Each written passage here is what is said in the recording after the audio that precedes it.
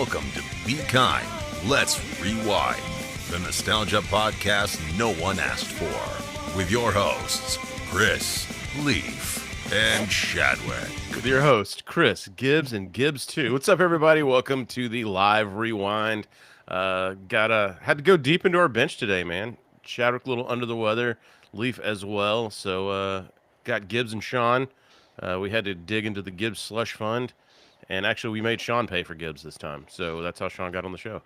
What's up, guys? Thank you for your money. You're welcome. My hair is really high today. You got tall hair. Remember when Sean used to be tall hair? Yeah, he used to have tall hair. Should I bring it back? It's No. kind of coming around. I No. like it. Do it, man. Some So- chicks liked it. You always look good no matter what, though. That's not fair. That does sound good. So what we Thank talked you. about a little bit off air, we wanted to talk about WWF Attitude Era today, just because I wanna. there's nothing that triggered this. There's no anniversary. There's no You nothing. always I wanna. just want to talk wrestling. So, but before we get into that, man, our Breakfast Club episode came out Friday. Doing really well, putting up some solid numbers, and surprisingly, I didn't get any feedback from anybody blasting us for just roasting Molly Ringwald. So I was feeling really bad about that, by the way. Like, after the fact, I was like, oh, man, I was fucking mean, and I don't want to be that online bully guy. But dude, that we was rough. It happens. I cut out a bunch too. My favorite one is like even just me doing the edit, like going back when I was doing the butt head over her face, like where she's like got her lip up, and I was like, hey, John Hughes. Like that shit made me laugh like out loud when I was editing it by myself at 2:00 in the morning, alone in a room. Yeah, I think that the reason why you haven't got any like negative feedback about it is because everybody knows it's true. The reason we didn't get any negative feedback about it is because You know, we're right after I apologized for being 97% mean male. about it, like mean to her, I'm like, let's do something fucking mean. Yeah, let's do whatever we need to do. Oh wait, here's a good one. Did she die? don't know. She don't know. Oh, what's up, man? Old Travis from New Zealand joining us here on the chat. Travis helped me out with some Rocky montage stuff. And always shouting him out, or always helping us out on the podcast, man. I appreciate you joining us, dude. Well, he's actually like, I posted, hey, man, going live at 7:30, and he's like, what time zone are you in? I'm like, everything's not happening in Chattanooga, Tennessee. Oh, Or yeah, in whoops. America? Yeah, way to go, Chris, you idiot. But hey, Travis, man, good to see you on here. We're gonna be talking some wrestling, man. So feel free to chime in with any questions, comments, all that stuff. When we talk about Attitude Era, or not New Zealand, I'm sorry, Australia. Whoops. Oh, Is that oh, not- you is fucked that not up the same now. place? You have fucked Oh, up. god damn it! All right, Is that where they filmed Australia. the Lord of the Rings in Australia? isn't that where your stepdad's from, Sean? Yeah. He's from Australia. Yeah, he has sex with my mom now. I do have He a said, funny "Oh, story. crikey, babe, I'm going to show you my shrimp on the barbie." Thank you, Sean. Thank you. That's my impression. Whatever I say. And we've lost Travis. Yeah. It's like that was the worst thing I've ever heard in my He's entire like, you life. said I was from New Zealand, and then Sean did the most god awful Australian accent. Where that's it, I'm out. Peace. When I say Attitude Era, Sorry. man, what's like the first thing that comes to y'all's mind when WWF Attitude Era? Probably like attitude. Yeah. Thank you, Gibbs. I'm glad we got. That's Very- it, guys. Have a good night. The Montreal screw job is the first thing that always comes to mind whenever I think about Really? the attitude. Yeah, like honestly, that's probably my favorite thing that happened during that whole era. Just because that was whenever I was like, wait, real, not real, real, not real. Oh yeah, Because yeah. like around that time, like the internet was really catching on, so you kind of knew what was and what wasn't going on and all that shit like that. And when the Montreal screw job happened, I was like, what? I still have a conspiracy theory on that. I don't think that it was No, real. I want to hear it. The conspiracy hear it, theory yeah. I have on this, and Scott Hall said it too, obviously before he passed away, but he said that he thought it was a work. And if there was two people on this planet that could keep that secret, it would be Vince McMahon and Bret Hart. I think that because they both benefited from it. Bret got a massive fucking contract in WCW, and Vince got an assload of publicity out of it. So it benefited them both to stage this. Okay, I I mean, And then I don't care one way or the other. The fact is, that had me obsessed with it for decades. Oh, for sure. Decades. Every single time there's something about this out, I'm like, oh shit, there's more information, and every single time Shawn Michaels does an interview for it, I'm like, he changes his stance. He I says know. something completely fucking different. So it's like, what's the real here, man? Yeah, so he when I think of Attitude Era into what's up, Brandon? Thanks for joining us. I think DX, and I can't tell you how many times I almost got in trouble in high school. I actually remember we For had saying you remember suck it. yeah, oh, you remember the old DX Yeah. shirts, right? Like the ones Yeah. that had Oh, yeah. suck it with the U bleeped out for some reason, like, and that was okay. We were in art class, and our art teacher, probably like many art teachers, was fucking crazy. So she, I was like, you can get away with a lot in there, right? And so, like, I was doing the DX logo on this, like, she had paper on the wall, and then I was writing "suck it." And I always like kind of assumed that she really kind of knew what was going on. She wasn't as crazy as she said. She knows what suck it And means. dude, I was writing it, and then I put the little asterisk, and then I do the C, and she goes, "Mr. Lowry," and I was like, "Uh-huh," and she's like, "You better be careful with that." And I was like, "Oh damn, you know." I was like, "Oh shit, bitch." It's me, the DOGG. Like, yeah. So whenever I was in I want to say it was my sophomore year, maybe, I can't remember, but I was in a theater class because I wanted to do everything I could that didn't involve academics, and we had to, at the beginning of the year, we had to come up with a monologue, right?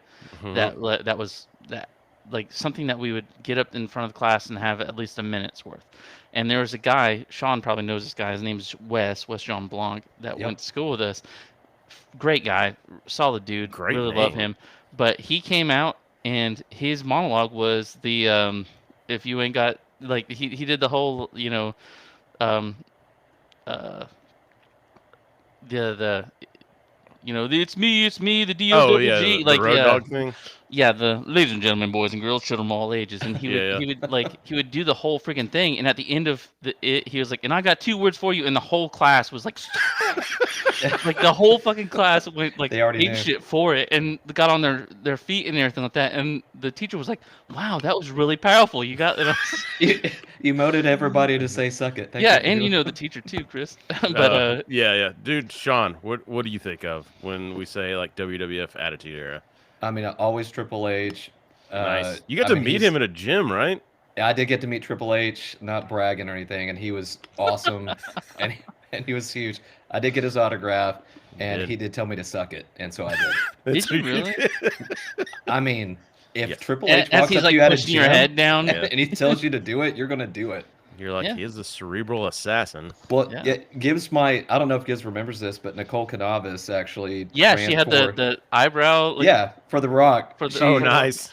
She was running for class. I think it was class president. Yeah, or she student got council. class president, like, her campaign ads were. Yeah, Oh, that's funny. But that's her like how pictures were that picture of that's how like, deep this shit the went, though, eyebrow. man. It was Yeah. everywhere. This was like across. It wasn't just dudes. It was girls. It was everything. The Mhm. Attitude Era, and like, we'll have some WCW wove in this because we're gonna do like an actual episode on this. I just kind of wanted to kick the tires because It I like some wrestling. permeated all aspects of culture at that Yeah. time. Like, everybody was watching it. It was like, even the people that you wouldn't expect to watch wrestling were like, "Oh yeah, man, did you see?" Like, yeah, shit, man, of course I did. there's old Leaf.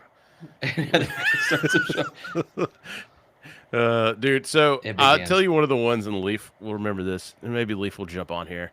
But He let's God, I see. hope not. Oh, dude, Travis on here said Gibbs is making me thirsty. It's 11:37 on a Wednesday morning. Too early for a beer, sir? It is never too early It's for a never beer. too early. Yeah. Drink up, man. I gotta pick Travis's brain. I told him, man, there's a good Gibbs. You probably need to watch it too. It's the team that beat the Dream Team, I think. Or No, I it's- watched it. It Yeah, was it was on good. HBO Max. Yeah, I really Yeah, it enjoyed was that very one. Man. good, dude. Anything that has Penny Hardaway on it, I'm gonna be good with. Oh yeah, dude. You're And an of course, O- Grant Hill drinks Sprite. OG Magic fan. Travis, you got to hit me up. Let me know who was your go-to guy. I mean, obviously we all had Jordan in the '90s and stuff, but who was your like favorite basketball player outside of Jordan? You can hit it in the comments. But on the Attitude Dennis Era, Scott. D3. Crocodile Dundee. Yes, there Did you he go. play Sean. basketball? He did. So, Oh. one of the shit. ones that I thought of on the Attitude Era, and Leaf will back me up on this, dude. the fucking Val Venus character when somebody was like, "Hey man, you know what would be a good idea? We'll just have a porn star." Because like basically for people that don't know, and this is legit, this isn't made up, the writers for WWF back then, they were watching Jerry Springer during the day. And they were Really? like, yes. And then they I were didn't know like, that. we could get away with this. This is popping off on Jerry. This was funny. Let's try to get like, and so they just started coming up with these like, then they're basically, it was just a game of like, hey, how much can we get away with? And so anyway, so Val Venus, for those that don't know, is just a character that was a porn star. His finishing move was a splash off the top rope called the money shot, which was my introduction to what a money shot was. But yeah, man. So I just remember when he came out and they had this whole angle. He was like, starting to get over. And he had this whole angle where he just fucking. They were gonna choppy his pee. Oh yeah, I remember this now. Yeah, And so Val Venus goes off and he gets jumped by Kai and Tai, like these Japanese wrestlers. And they were threatening to choppy his pee for the entire thing. So at the end of the episode, they have a go dark moment where the samurai sword is coming down, like you can just see, like I guess from the back, and then so they're like chopping this dude's dick off. Of course, this is in the throes of the Lorraine Bobbitt stuff too. But yeah, man, I was like, after that, I was like, okay, I guess anything can go. So me and Leaf ran around for. That's still to this day talking about choppy someone's pee, which was great because they never think anything through, right? So the next week he was just like, thanks to some shrinkage, the big Valboski's okay. that was their get out of it. Like I saw this dude's dick get cut off on a pro wrestling television show. oh my god. And they were like, yeah, just a little shrinkage, no big deal. Bring it back. Yeah, man, for sure. So I actually looked up some of these top 25 Attitude Eras in the comments, man. If y'all have any old school wrestling stuff, man, let us know. Like your favorite moments. Of course, like can't say Attitude Era without Stone Cold Steve Austin. Yeah. What? And yeah, actually in Chattanooga, No, I got to see him whenever he got arrested. We were there live when I think he got arrested by the UTC police. Nice. Sean, you know a Full thing or two circle. about that? Full circle. Those are dark times, Chris. Yeah, the UTC police tried to arrest me once, and I was like, no. Yeah, that And they were like, too. "Ah, shoot, he got us." He got away, man. They're like, He college- just said no. They're like, how did I he just get stood away? there He's like- chugging in front of them. Like, He's like, how did Read he the get manual. away? And he's like, he just walked away. Another thing, man. Just Trav- walk away. Travis was talking about some Australian beer that I tried to find here in the States and could not, man. So we gotta get a beer sponsorship in Australia. Travis is gonna head it up for us, man. So get us some free beer over here and him some free beer. We're just trying to give back to the community. But the Stone Cold Vince McMahon thing was like massive. I think that probably went on for 2 years, which was a playoff to your point, Gibbs, of the Montreal Screwjob. That's when that Vince McMahon character came to light, when he was like on TV, no longer an announcer. He was like, yeah, I own the company, and yeah, I screwed Brett over, or I didn't screw Brett. Brett screwed Brett is the big line in that or whatever, which is funny. But that feud still goes down to a lot of people in wrestling as like the greatest wrestling feud of all time, just because of how much money it made. Like UTC Arena, for those that don't know, we're in Chattanooga, Tennessee. UTC Arena is like tiny. It's like, what is it? Maybe 12,000 people if you're lucky or something. Yeah, that's 10 to cramming 12 in maybe. And It might be 10. It sold out within 10 minutes every time WWF came to town. Yep. It was nuts. You would have to camp out. We were camping out a day in advance to get tickets and stuff for this thing. That's how like crazy this like 90s wrestling thing was, man. Actually it was a rock. camping out. Yeah, like actually This is camping before out. the internet. You had to actually wait outside for days to get tickets. So sidetrack. Well, I'll have to do this back and forth, man. Just keep it in the comments. Matt Wallace, Penny Hardaway, and the OG Magic Pinstripes are his favorite. Oh, nice, Gibbs. You'll like this too. Travis said his 90s player outside of Jordan. It was hard to split Barkley and Shaq, which I agree with both of those. oh yeah. It's Shaq was like my favorite player for the longest time, and then he left Orlando, and it broke my heart. Yeah, dude. But you know what? Who didn't? Dennis Scott. Dennis Scott never left, man. So He's another one, still down there. another one we had in the comments from Brandon, dude, and this was iconic. Yep. Hell in a Cell, Oh The my Undertaker, and God. Mankind. Do you guys remember where you were when you watched that? At home. Yeah. Same. But do you remember? You No, remember- actually, like I think I was at a friend of mine. He was way more into wrestling at the time, and Mhm. he lived like just down the road from us off of Champion Road in Chattanooga. Yes. And I was over at his house Nice. whenever that happened. Dude, remember Sean that used to Muggsy work? Bogues. Sean that used to work at the projectionist from the movie theater, right? Like so. Oh yeah. Sean he- Daniels. Yeah, Sean Daniels. Shout out. We used to go watch pay-per-views at his house, man. And I remember we were watching that, and this is like in the peak too, where like kayfabe's kind of dead. For those who don't know what kayfabe is, that was like the wrestling jargon. Like they had all their secrets and whatever. So like people are figuring out, okay, this is how you do this move. This is how you do this. This is how you call a spot in the ring. They're kind of figuring out the process. And so every time something would happen, you would be like, that's a fake chair. That's a fake table. That's a fake whatever. And I remember we were in like the throes of that.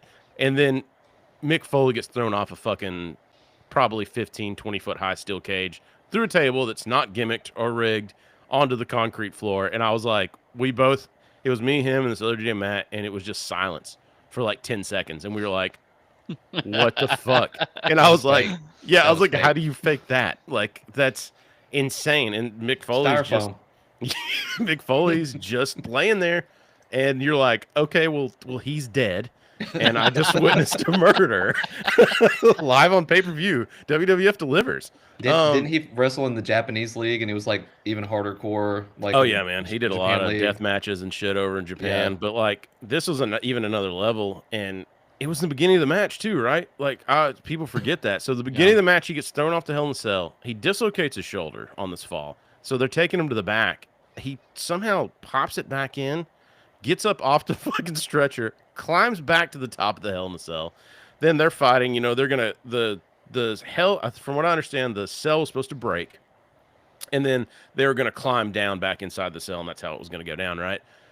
Undertaker goes to chokeslam him, and it breaks where it wasn't supposed to break. And Mick fell through the top of the cage onto that hard ass ring. Yeah. And if you watch, a chair comes up and smacks him in the back of the fucking head, knocks him out.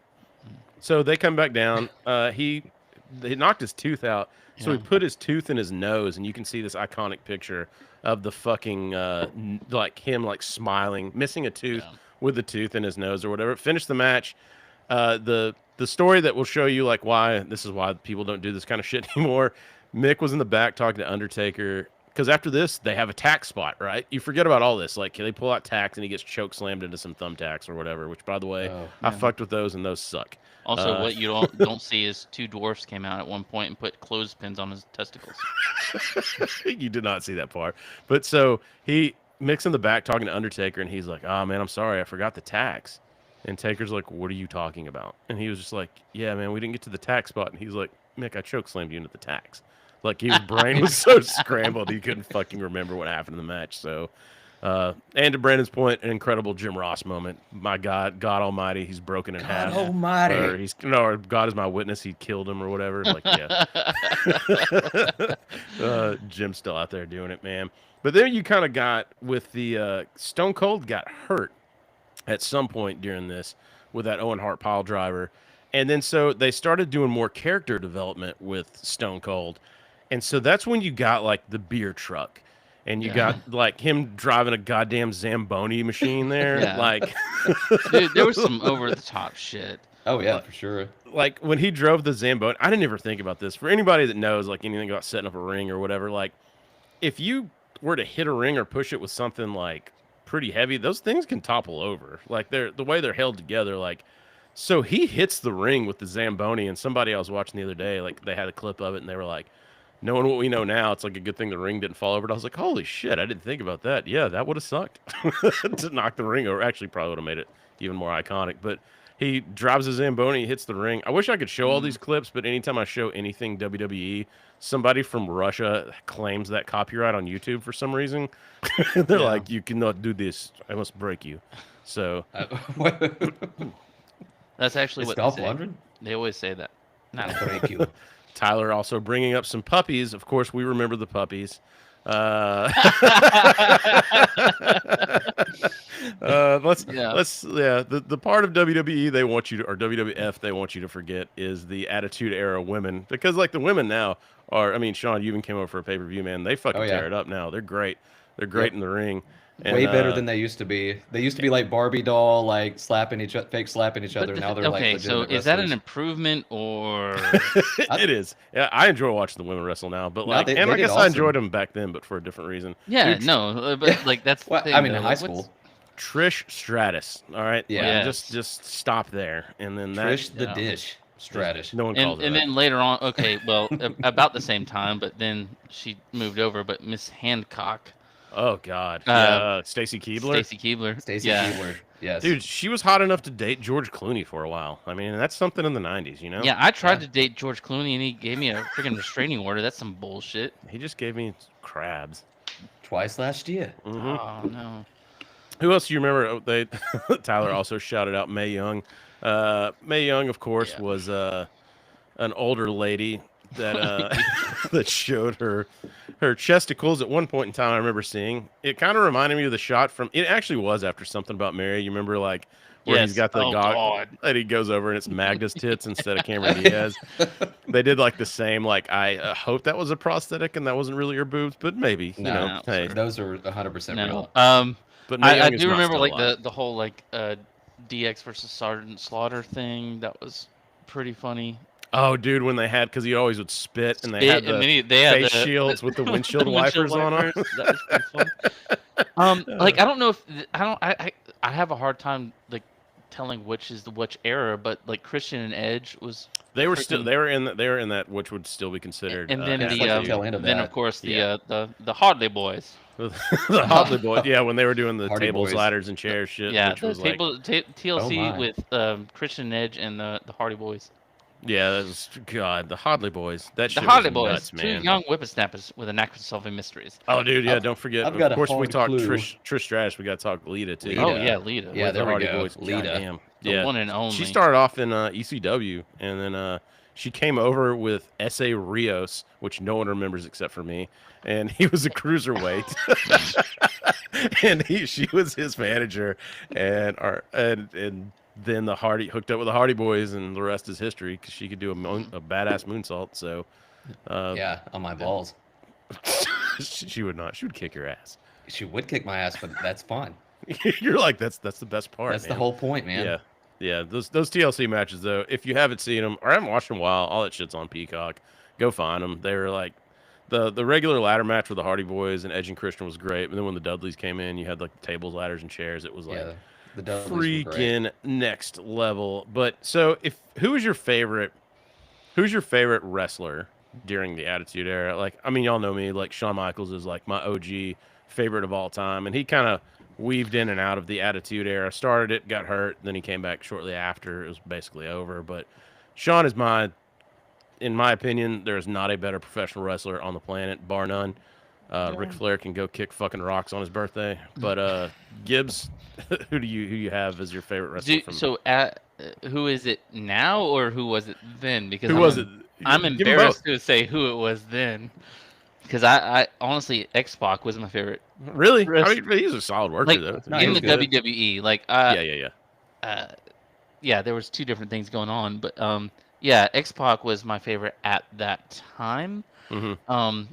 Looking back on it, Shawn Michaels, of course, like his matches were so much more memorable to the point where if I go back to watch a match, it's probably going to be a Shawn Michaels. Same here. Like I go through these phases where I just go back and like I'll find even his early stuff when he's Intercontinental Champion and stuff. Like he was so fucking far ahead of his time. Like even dudes now they still haven't caught him. I don't think. Like just the total, the mind, the Think psychology. about, And like, remember, they're calling this shit in the ring back then, guys. The It's not like it is WrestleManias now. that he was in, Yeah. like, were some of the, like, if you talk about those WrestleManias, the matches you think about are the Shawn Michaels match. Yeah, dude. Oh, I mean, sure. even like his last two against Undertaker, it was Yeah.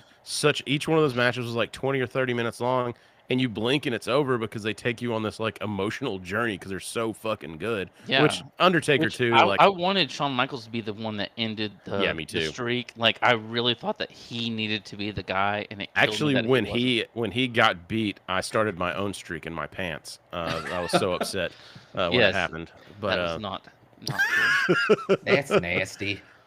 oh, dude, yeah, Tyler shouting out the OG ladder match, which I think was credited as the first WWE ladder match that was televised, was the HBK versus Razor Ramon, Razor which also, Ramon. you know, Razor was right in this Attitude Era, kind of went over to WCW. But Yeah, I that's what I was remember- gonna say. Like if it was gonna be like across the hall over in the Scott WCW, like Scott Hall was my favorite. Like the Outsiders and everything like that were yeah, man, like absolutely nuts. I dude. loved them so damn much.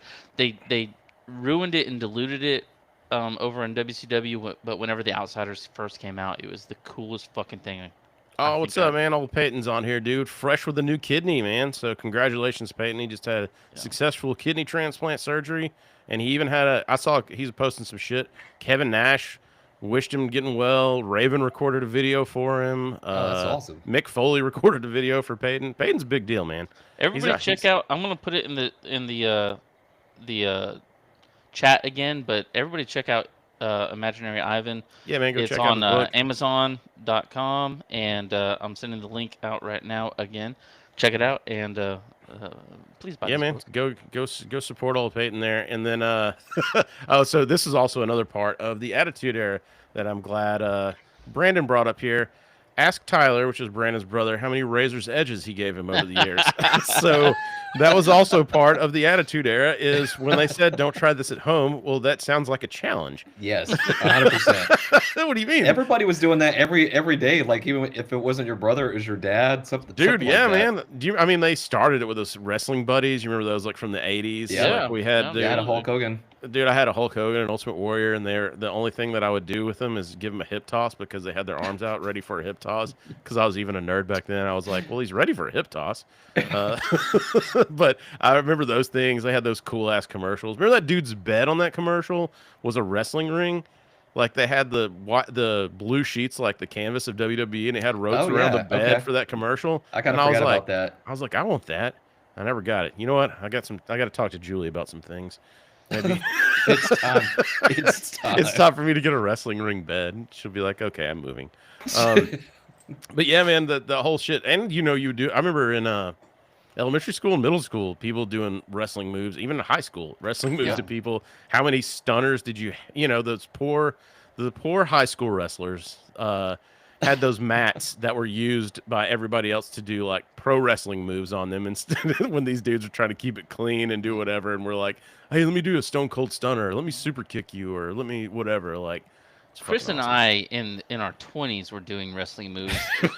Yeah. You remember in the theater, we'd set up ladder matches in the theater. At theater, but like me and Chris, we went to the schoolyard during a hurricane one time, and we're doing the stupidest shit you could possibly imagine. Okay, so it was Hurricane Katrina. It was when that was happening. Was it Katrina? It was Katrina. We were getting the after effects, I think, of it.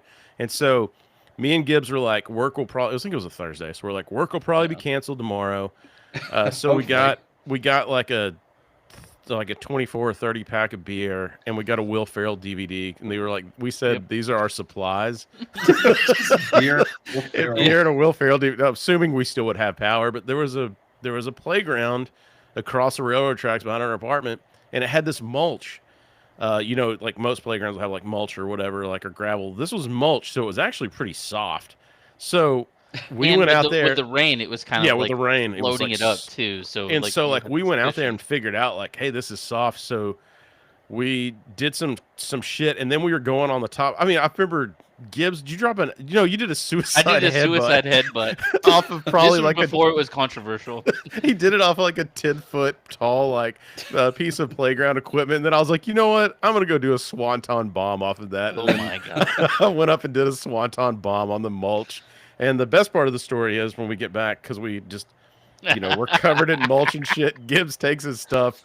this is back where you have the quarter machines, your dryer and washer in an apartment complex. Gibbs just throws his mulch-soaked clothes in the dryer, and he broke, like, the next day we go out there, there's an out-of-order sign on that dryer. Like, he fucking broke if you it. checked like the lint trap or whatever, it was just wood It's chips mulch. falling. I was like, who the hell did this? Yeah, so this is Because of why. Dick. Do not try this at home, my ass. That was freaking awesome, dude. I love that shit. CTE. Here's another one from Tyler saying the CTE is starting to kick in. Let's see. What's what Peyton got here, man? Peyton, of course we're the best. You're the best, young man. You're the best around. Peyton, a big fan, man, of the. He's a big fan of voiceover guys and stuff. He's working on a cartoon himself. But I did forget, man. Did Norm Macdonald do something on Fairly Odd Parents? Like he was like a fairy or something on there, which is kind of funny. Like Norm did a lot of voiceover work, but we will cover that. He did a voice on Family Guy as well. He was Death, the Yep, original he was the Death, first wasn't one. he? Yeah, he was dead. Yeah. And Here's then he was- another don't try this at home story. First day of high school, 9th grade year, teacher asked what I do. Then I asked my friend, "Can I give you a pedigree?" And they did it on the hard floor. So I actually had Leaf's, no! I had They Leaf's died. brother pedigree me on a bowling alley floor one time, and we didn't know what we were doing, and I saw stars. So yeah, that was a good one too. Yeah, to Travis's point, man. Again, back to Lita and the Hardy Boys Team Extreme, dude. That was my jam. I had a Team Extreme The Hardy shirt. Boys. Yeah, had my Team Extreme shirt. Got a I hard was clue. I even had a Hardy Boys jersey. Like God, I was Marky Mark. man. Don't you? I don't know if I should even say this. So never mind. What? It's Don't too you have a late. Say tattoo? it. I do have a tattoo A that's Hardy little thing Boys tattoo. of the Hardy Boys from me and Sean got. Is that you still got your Superman tattoo? No. Yep. And that like Yeah, the- I do. the Hardy Boys Edge and Christian too. That was Yeah. a good point, Travis. That was the first ever tag team ladder match, which you see Wait, them. that was the very first one? Yes, Oh, that's a really? good point. Shit, I did Very not know first that. tag team ladder match, and that That's shit. I mean, and you see, like they at some point in time, I forgot what it was. There was one pay per view I was watching. This was years after the Attitude Era. I jokingly called it table, ladder, and chair because they had to start scaling it back, right? Because people were just going fucking nuts. They're like, Yeah. so they had like one table broken, one chair used, and then like one ladder used in the entire pay per view, and it was called tables, ladders, and chairs. And I was like, well, if you left the S off, you'd probably be right. Yeah. But back to Mick Foley and the Attitude Era. You guys remember the Faces of Foley where he was Dude Love, yeah. Cactus Jack, Cactus and I remember Jack, that yeah. on the video game being so much fucking fun that you could pick like 3 different dudes that were. I forgot which video game this would have been. Oh shit! I don't even remember which system it was. Maybe PlayStation original. thinking PlayStation. PlayStation. I don't think I 64. played this game. It was like one of the first ones that had the music. So like remember WWE also that was so massive. Gibbs, you talked about it like going over all kinds of pop culture and transitioning going through transitioning through all that stuff. But they released an album that landed on the Billboard charts, the WWE Attitude Era album, I like believe that. Volume 1 or whatever. Dude, it was freaking. And it was every like- song had an X in it. It was like Extreme, Excalibur, X. Dude, it was so. But I remember having that in my car, and I remember thumping like DX leaving high school. Like I was just the shit in That's my how Gosh, much Dodge, man. you in got my laid a Dodge lot. Daytona. Dodge, I forgot about the. I was like, Sean- dude, I'm gonna get so much ass, and I was Shawn wrong. Michaels' song, didn't he sing that? Yeah, right? Sexy did. Like, Boy. yeah, that Sexy Sexy Boy. Boy song was my shit. Like Dude, I love that. You've been drunk a time or two. He took singing his that he one. took his wiener back and come out to Maybe, that song. mayhaps I Yeah. did, mayhaps I didn't. But Yeah, He yeah. did. I mean, Brian Ballard used to do that. Remember when he would, what did he call it, naked cha-cha or whatever, or Yeah. naked shaka, and he'd Naked come out with his, Shaka. and he would come out like fucking Silence of the Lambs. Somehow With had his him, wiener tug. dude, he would, and he'd be like, Yes. "Oh, would you fuck would me? you fuck Oh, me? wait, would you unfuck me so hard?" And you're just She a like, great big Brian, fat woman. like Brian, why? I'm not sure why that has anything to do with WWE, but it doesn't. It does. It has everything to Talking do about with it's, WWE. it's the Attitude Era. Yeah. So the one of the big ones too was we talked about the Vince McMahon Stone Cold thing, but when he visited him in the hospital, and again this is when Yes. Stone Cold was hurt, and so they're trying to figure out ways to keep him on TV, which I think that actually helped him build his character, helped Sure. the fans like him more. He got arrested or had Vince arrested, but there's like this. I've seen several times Stone Cold talked about this, and people that were on the shoot, like Mick was there and everything, because Vince hurt his ankle or whatever, so he's in the hospital, and it's just like all these vignettes or these like skits of people visiting him, pissing him off. Yeah. And Stone Cold's like, "I'll take it from here," and then he just like goes and starts beating the shit out of him, and he has a bedpan, a steel bedpan, and they said off I need to hear camera that before it impression happened. Off camera, hell yeah. Off camera, he had a bedpan, and he's hitting it on his head. Stone Cold is to figure out the soft spot because he's like, I'm about to hit this son of a bitch in the head, and so he just goes, and you hear it. It's just this audible bing, like when he hits him with a steel fucking bedpan. Like it's so funny, man. That's great. So, what is the origin of the Attitude Era? What's the very beginning of it? So the origin of the Attitude Era, from what I understand, is ratings were dropping. They were doing all this PG shit, really catering to kids, and WCW was starting to go a little more real. And so Vince basically had a talk because, like, Shawn Michaels was, by all accounts, an asshole back then. But Vince was like, I like his attitude. Like, we need that edge. We need that edge, that attitude. We need an era of attitude. Yeah, we need an era of attitude. We need a guy named Edge. And so and then Edge is like, huh, I'm here, guys. But so they had It just came out like that. Yeah, that's I'm how they got available if you need me to do it. They had that Vince like did this whole promo on TV that was like, we don't want to insult your intelligence with good guys versus bad guys. Like, you can find this whole thing, and that promo ushered in the Attitude Era, where he's like, think we're gonna blur lines.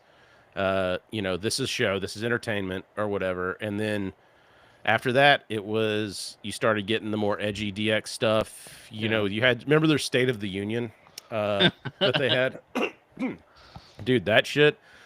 So USA was pissed off at them, and they came up with this State of the Union to, like, because they're basically their point was, we're not doing anything that's not a normal media, because this is back when Bill Clinton's getting fucking blown in the White House and shit, right? So they're like, this is on news every night. Like, well, all we're doing is parodying this.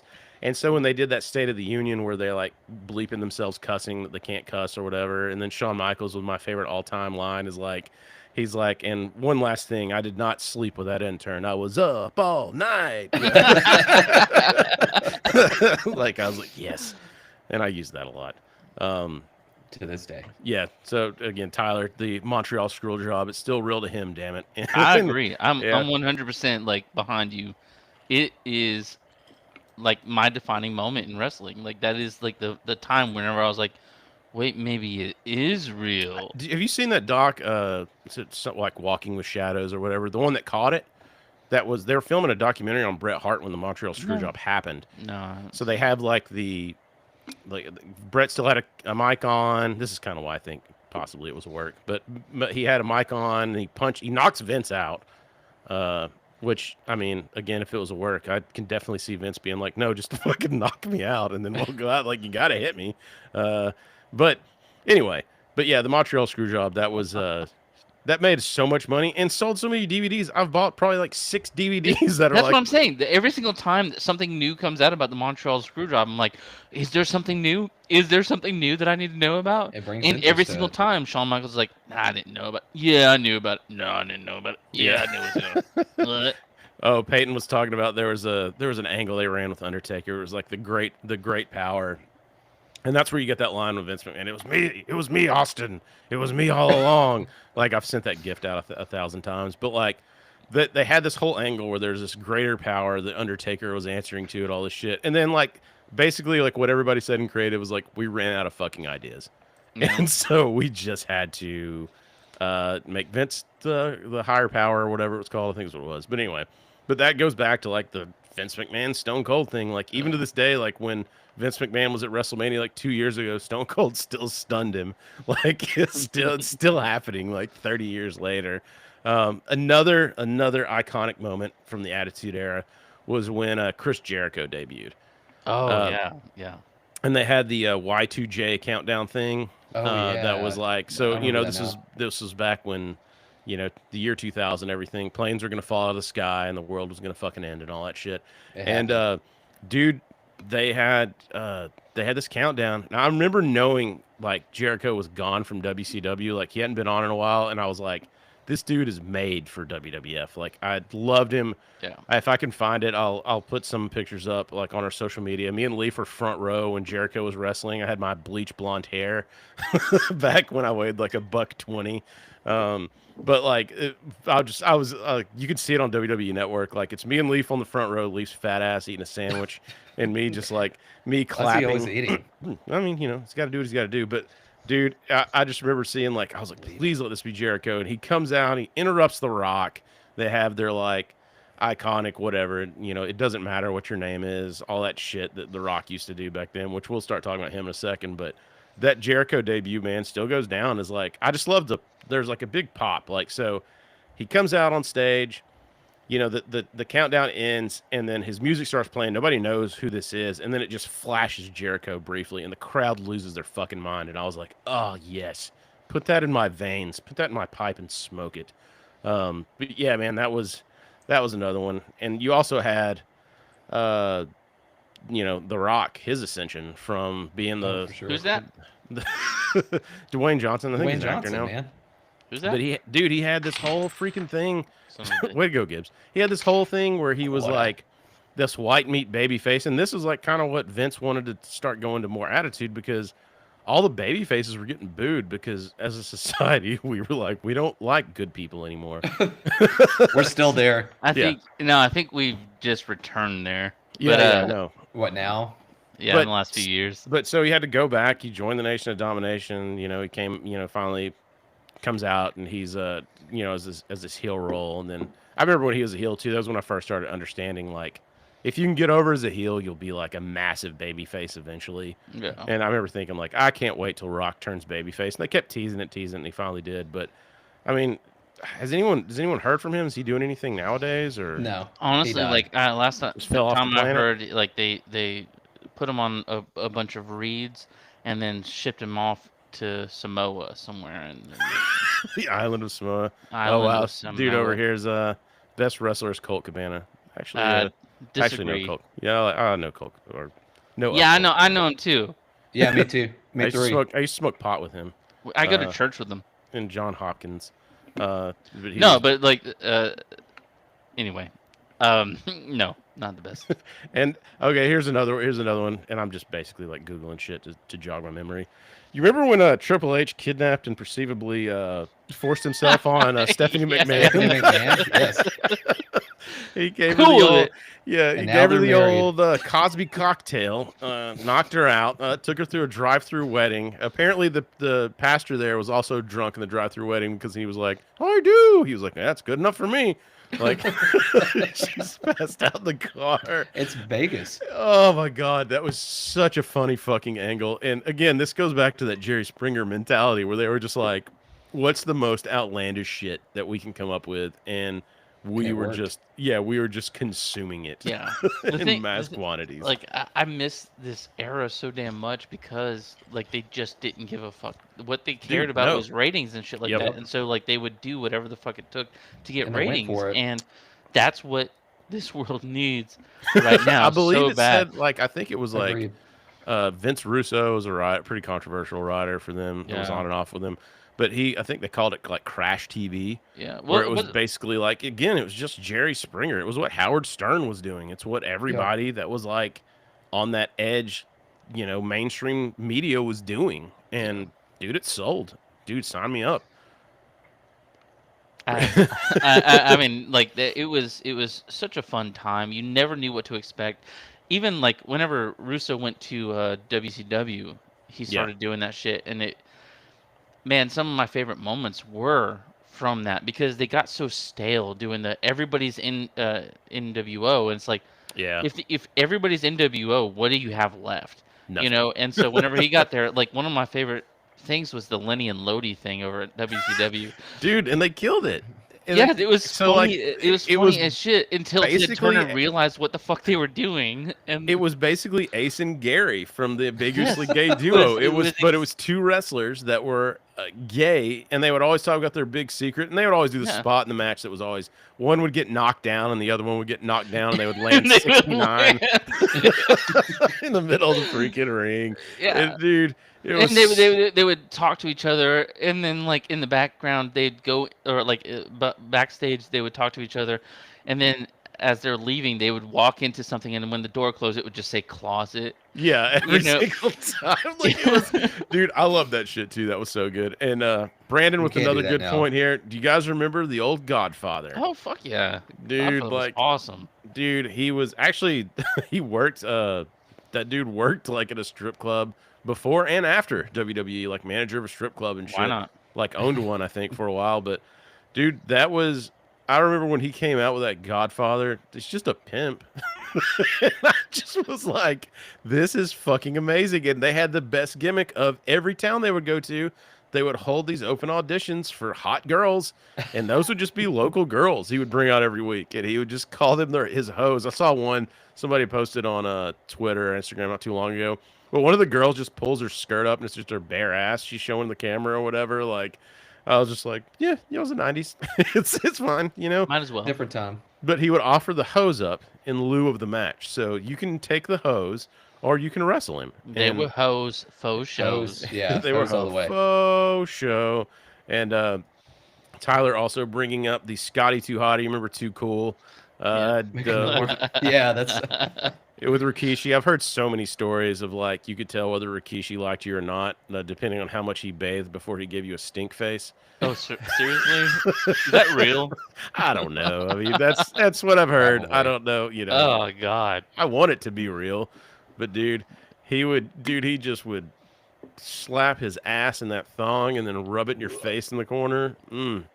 Ooh-wee. And now his kids are still running amok in WWE, the old Usos. They're doing really well, so good for them, man. But so I mean, you go here, Gibbs. This is the one that you're talking about when X-Pac comes back. So you always would have guys leaving WWE to go to WCW, and one of the first ones to come back was X-Pac. Yeah. Who was 6, I think, in there, and he was definitely obsessed with rap music. But this was after Shawn Michaels got hurt at WrestleMania. He was going to have to leave for some back surgery, and so Triple H brought out the New Age Outlaws, and X-Pac is like the new DX. And then X-Pac cut this promo on Eric Bischoff and all this shit. It's pretty funny. But I mean, he had the Bronco Buster in the corner. That was always fun. Yeah. He was an exciting guy to watch. Like at that time, I liked people who moved around a lot. You know, Yeah, man. Like, I didn't care about the psychology of their match. I didn't care about like, you know, mic skills or personality or anything like that. What I cared about is watching somebody bouncing around a lot. Yeah. And so I mean, like that was. I mean, he was like, one of the first like cruiserweights we were aware of in mainstream, right? Yeah. Doing these like flips and shit like that. Sean, did you have like a favorite cruiserweight back in the day? Any of those guys like I Rey mean- Mysterio or Eddie or any of those dudes?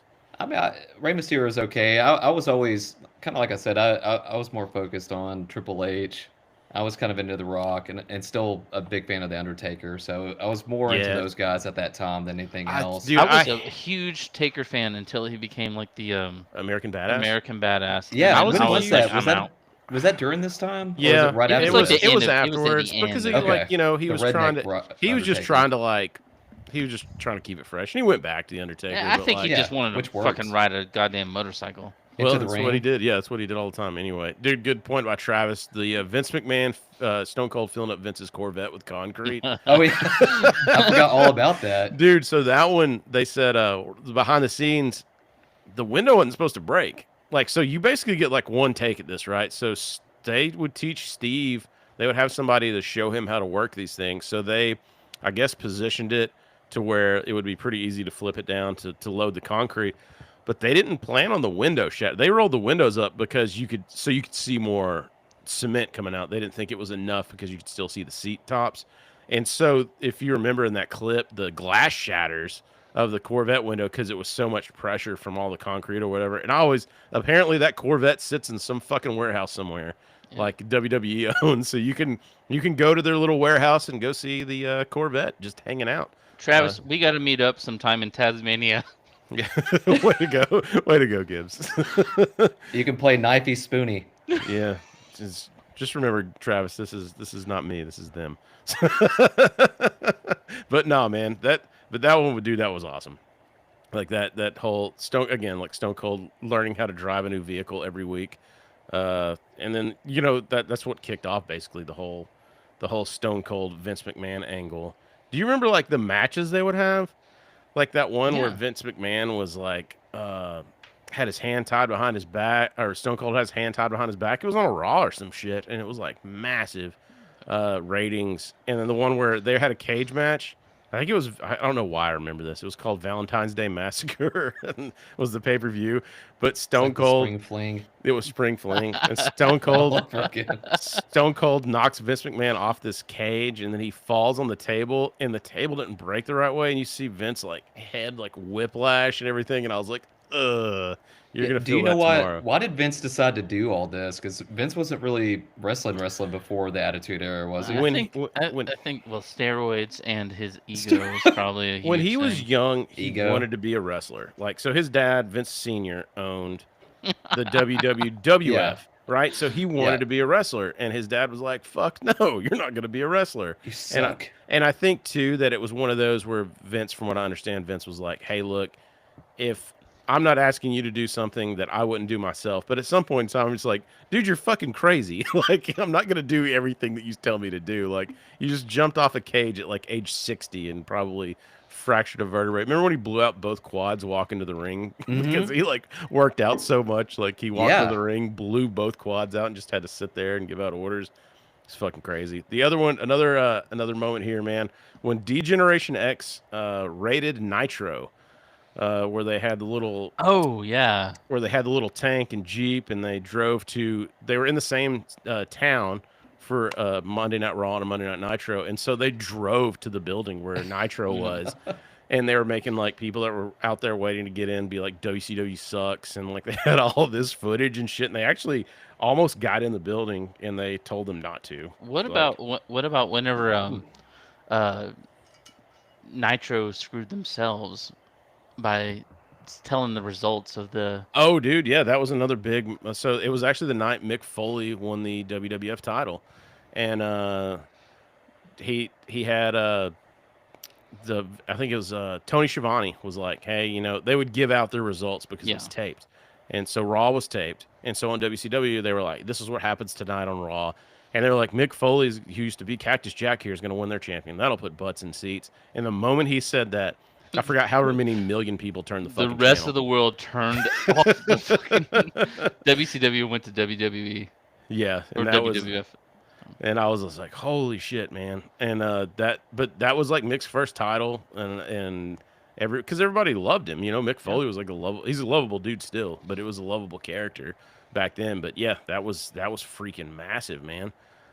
Brandon bringing up the Undertaker Kane storyline, which actually was a really good storyline. I never was a fan of their matches, but the horror story thing. Is that what like- it came out? Was them being brothers? Is this time? Yeah. So basically, what happened Around that is time? the Undertaker, Kane was burned alive, quote unquote, or the Undertaker thought he was, and then Paul Bearer, I think at some point it turns out like Paul Bearer was banging Undertaker's mom on the DL or something. There's like they went really fucking overboard on this one, but the root of it was he thought his brother was dead, which was Kane, and then Kane came back, who apparently had a massive change from when he was dentist Isaac Yankem.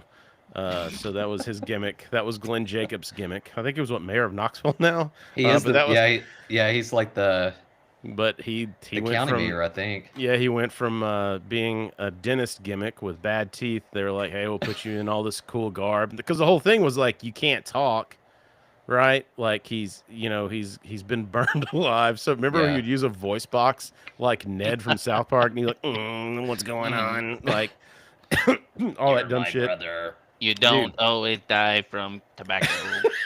Elliot. Thank you. All of you, thank you. Yeah, but then one of the big ones, too, of course, when Stone Cold did win the world title, Mike Tyson in WWE, or WWF at the time, which was fucking massive at that time. Like, you're not going to get bigger than Mike Tyson in the 90s. and they scored him. Actually, a funny story predating the Attitude Era was they had Mike Tyson before this, and he lost to Buster Douglas. And then they were like, fuck. Like, we already had him confirmed. So, and then Tyson canceled everything. He was like, you know, he kind of went away or whatever. And then I think his charges and stuff got brought up. But so they reached out to Buster Douglas. And I saw the video not too long ago of Buster Douglas. It was Macho Man and Hogan, I think. And then Buster Douglas knocks Macho Man out, like, of course, with the right hand, which I was like, you know. I mean, a lot of this was the hardcore match era too, right? Oh, dude, that's a good point, man. Like so, the biggest do you remember the for hardcore matches? The 24/7 rule for the hardcore yeah. title? Do you remember that shit, Sean? That was so amazing. Like I just remember, like you couldn't leave, right? You're like, no, it was like you the were hurricane. definitive forever. It was yeah. anywhere. Yes. Yeah, So that's you had right. like 24 hours. I And I don't that, remember yeah. who it was, but somebody was asleep with the fucking title, and Yes. Dude, he just slowly like covered him. I think it was one of the It was Booker Stooges. T. Yeah, Was no, it it was Booker one of T? the. I think it was No. Crash Holly was asleep, and one of the Stooges like covered him, Briscoe, I think, and then he covered him. And I remember like they counted 1, 2, 3. They're whispering, and he's like, Yeah, it was like, what? like he Yeah, was. that's right. Dude. They had. I remember one WrestleMania. It was an ongoing gag for the entire WrestleMania that the hardcore title was on the line, and they like people were getting doors slammed on them. People were like pinning people out of nowhere. Like the hurricane was flying in off camera and shit. Like where you'd hear. Like when he like came in and shit, it was so over the fucking top. It's and so dumb. amazing at the But same that's what made time. it fun. That's what I remember Yeah. being so much fun. A lot But of like that. ECW was what brought a lot of that hardcore The stuff. hardcore. Okay. Yeah, a lot of that hardcore stuff over there because like when they were, I mean, but they were. God bless Paul Heyman. He, you know, if he ever wanted to start a religious cult, he would be fucking amazing at it because he can get people to do whatever the fuck he wants them to do. But goddamn, those dudes, go watch any of those old ECW. It's rough, man. Documentaries, like what those dudes were doing every night too. Like some of the Dark Side of the Ring. If anybody has Vice TV, there's a lot of good documentaries Oh yeah, for sure. on that It's series called Dark Side of the Ring. Or Yeah, something called like that. Dark Side of the Ring. It's so good, but man, like there's like I think Sandman was on there and talking about their brutal schedule. But so they started picking up like little, okay, we could do a table spot here, we can do this chair spot. I mean, they brought some of the dudes over, like Rob Van Dam. You know, he came over to Yeah. WWF. Like, but those hardcore Rob Van matches, Dam. like that one, there was a street fight with Triple H and Mick Foley.